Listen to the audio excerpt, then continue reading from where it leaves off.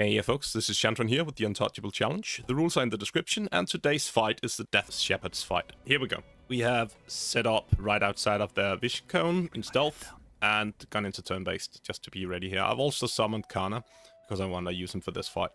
I'm drinking a potion to rock my triggers, and then we're just going to look at what targets we have available from down here.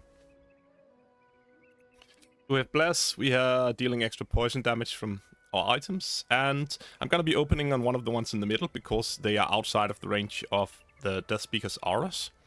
I chose this moment to pause time because we are at a point where both of the Deathspeakers are pretty far away. Now all of the mobs that we have down there, it's all about dashing before they enter combat and getting them up there. You can see I do that with both of the melee dudes. This means that dash will be active for the first turn without having to spend an action on it. So it just means they get a little more movement in the beginning there. Shovel doesn't have to do that because she can just go in this and enter whenever we need her. If there's someone we can finish or a little bit of damage needing to be dealt somewhere. And for the methods, there's another way to do it, but unfortunately I fucked it up a bit here. If you move it close enough to be just outside of entering combat, so to speak, then you can fly them into the middle of combat and have them start from a good position. I'm gonna go the other direction with the other method, just to do that, and it'll also show you, I guess. I wanted to be able to get all the way up to the, I want to say second Deathspeaker, so that it can Mudbreath on them, and then I'm just gonna start with that. So the Mudbreath here, I want to hit both of the targets, but I also want to put as much mud on the ground as possible. We can't be sure that they're gonna fail their saves. They don't have very high dex saves. Actually, the Ghasts is pretty good, but the Deathspeakers don't, and those are the most important ones. I dashed with the other method just to get it up there so it's ready for next turn. Would have been better, of course, to have it right away, but that's how it goes. And then we are going to be dealing a little bit of damage soon. Shovel shouldn't do anything yet. We don't know where we want her damage. Just seeing if any of the targets were low enough. As you can see, I opened with the fire arrow before. This means there's a little bit of damage on this ghoul, so we're just gonna try and shoot this and see if we can kill that with the bonus action shot. And because of the fire from before, it worked, so that was pretty nice. Now we have the action left, and we can go solar beam on the Deathspeaker. Oh, I mean moonbeam, sorry. I think I'm gonna call that solar beam a couple of times. It's marked in my brain as a solar beam, for whatever reason. We can moonbeam on the Deathspeaker. I'm just trying to figure out exactly whether or not I want to shoot it, because it deals more damage than just a single tick from the moonbeam. But since it is surprised, it's going to be standing in the moonbeam for 3 turns, which should be plenty. Also, moonbeam is not resisted. That's the only reason it's relevant, of course. It's resistant to all types of damage at the moment, because it has the 20 temporary hit points from, I can't recall the name of the ability. Necrotic Veil, I think, is the one. So, I checked its saves a couple of times there, and also checked the save of the moonbeam.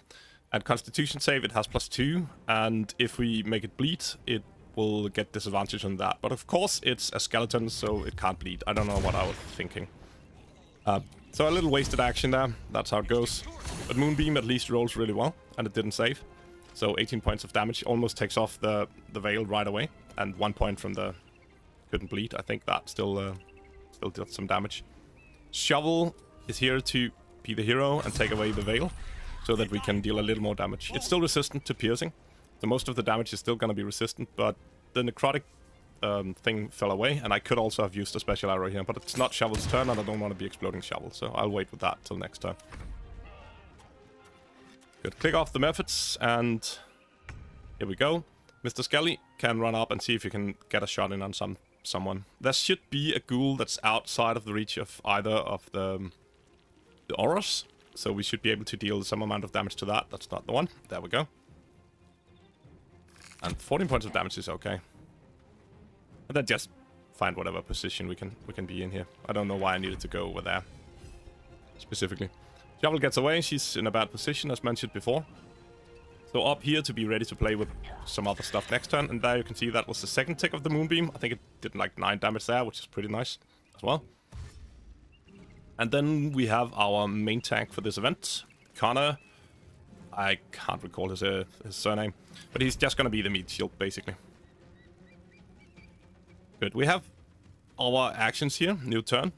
I make a mistake here in shooting the ghoul first. I think I momentarily forget that it has resistance, so I'm not sure that I'm gonna be able to kill it. I should just have opened on the Death Shepherd instead to proc my my bloodlust off of that, because it had lower health and it also has resistance to most of the damage. So it would be the same. But since we are lucky there, and I think rolled pretty decently on that fire arrow, we actually managed to kill both of them. That's pretty sweet. I did forget also to put down the healing potion or do the healing potion trick, so we're just gonna set it up for next turn so that we have the dip. The dip was still there this turn, so that part should be fine, I hope at least. But bless would have been nice to have. We hit all our shots, so it's not a problem. Good. The method here is gonna try and see if we can set up Mudbreath where it's hitting both of them, but putting as much mud on the ground in front of the Deathspeaker as possible. So that's why I'm doing this trigger stepping. And then just getting out of there, so it's not gonna be the target. We want them to attack Connor. He's called Winter something, I think. I can't really recall, sorry.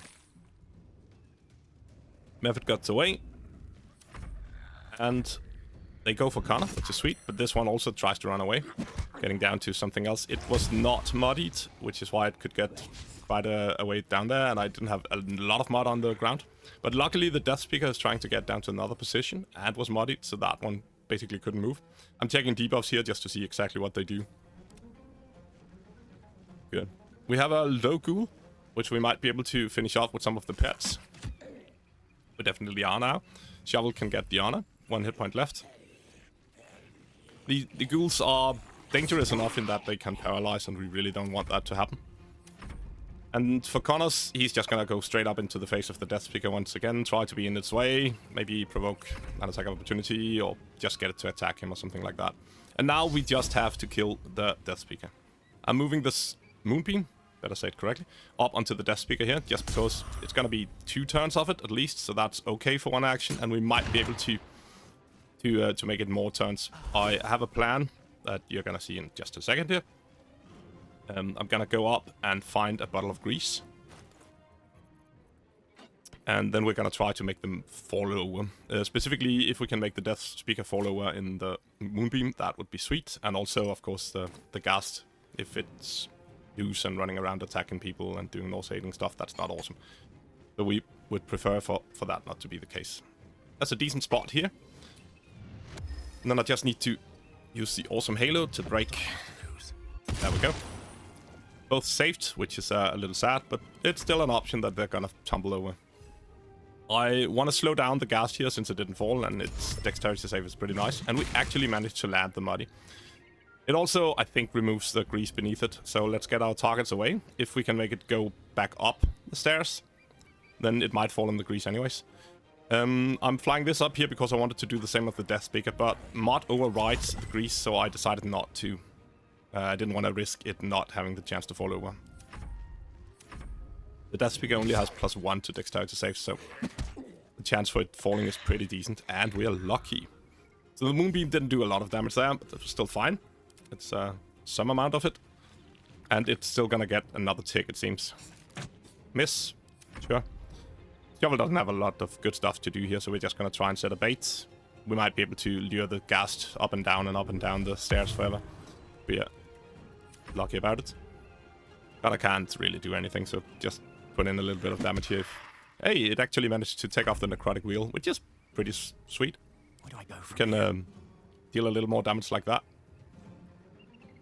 I think we're gonna yeah, probably start with the bonus action shot, but after that we are probably gonna do a special arrow to see if we can deal a little bit of damage to both of them. Maybe without I think we're using ice because we don't want to explode the grease with like a fire arrow, and we'd also prefer for the surface to actually be slippery. So I think I'm gonna shoot with an ice arrow just in a second here.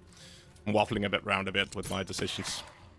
Haven't prepped for this one as much. I think I'm gonna cut a little down on the prepping, just because some people have mentioned that, well, it doesn't really seem like there's any danger going on. Which is probably true since I've prepped for the fights a lot. Except for the legendary action fights. Those are hard to prep off on Tactician. So, but we are cutting a bit down on the prep, just enough to have like a decent plan. This one I really didn't need. I'd done it before. Let's get the method up there now. At this point, just the same as before, muddy on the ghast if possible. And then I decide here to see if we can set up the muddy in a direction where I can hit both of them, but maybe still leave the ice beneath the Death Speaker. And I think I find a position. I'm not certain whether or not this actually worked, but let's see if we can see if it saves in a second here. It's gonna try and save against the Moonbeam. Cutter doesn't die there, saved against Moonbeam, but it doesn't trigger any ice. Also, it didn't move, so maybe that's why. Very low health, so let's just shoot and kill. Or shoot and miss, I guess. And it should be Synthos' turn just in a moment here. We still can't do anything really relevant with Shovel, but we might be able to bait the ghast once again. So let's try and do that. Set up a bait target right over there to make it run around itself for a little while. And now it's just putting in some damage into Mr. Death Speaker here. To be able to finish him off, or her off, or it off, or whatever. And the ghast now does not have resistance to my main type of damage, which is pretty sweet. It still has resistance to necrotic, so we're not doing like a ton of that, but hey, that doesn't matter. We might even be able to finish it off with the pets here, if we're a little lucky. I'm still going for the halo. No chance to hit and resistance, so it's not doing a lot, but we might as well. And method melee time. There we go. Low dude, and he should die just about now. 84% chance, but oops, we have a miss. And he gets to actually attack, but he misses as well, so it doesn't matter. Connor went bye-bye, and we can finish him off with shot. Sweet. That's the fight. It went nicely. So thank you for joining. If you have been, I've been Shantran. You've most definitely been awesome. Don't forget to do the YouTube stuff, and bye-bye.